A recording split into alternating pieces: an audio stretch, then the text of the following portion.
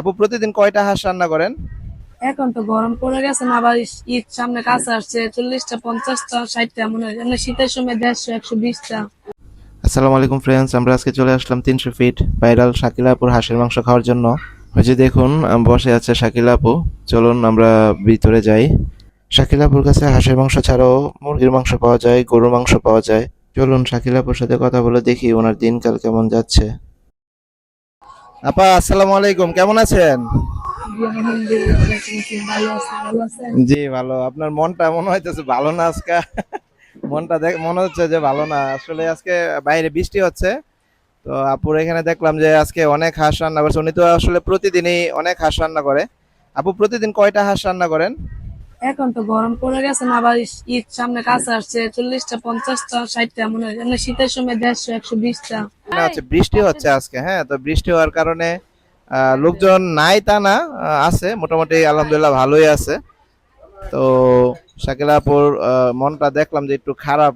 না না, বেচা কিনা জন্য না, বেচা কিনা তো আল্লাহ দিব। যে রিজিকে যে দূর আছে, ওই বেচা কিনা জন্য মন খারাপ না, পারিবারিক একটু ও সমস্যা, এই আচ্ছা জন্য। আচ্ছা আচ্ছা।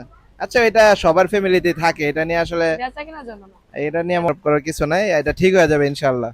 আর আজকে কয়টা হাঁস রান্না করা হয়েছে আপু? আজকে 40টা ভাই। 40টা না? আজকে 40টা আছে। ও, এই যে হাঁস দেখেন এমনিতে 300। ওটা কি চিকেন? নাবিল কি খাবা? হাঁসি খাবা? এখানে 300 টাকা প্লেট হাঁস। তো আমরা এক প্লেট নিচ্ছি।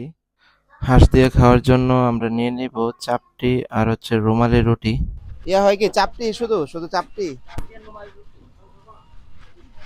রুমালিও ভালো লাগবে। নাবিল নয় রুমালি খাইতে পারবে? একটা রুমালি দিয়েন ভাই। এই হচ্ছে এক বাটি হাঁস, যার দাম 300 টাকা।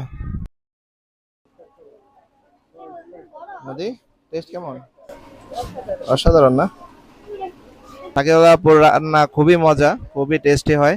তো আপনারা যারা 300 ফিট ঘুরতে আসেন, আপনারা এখানে চলে আসবেন।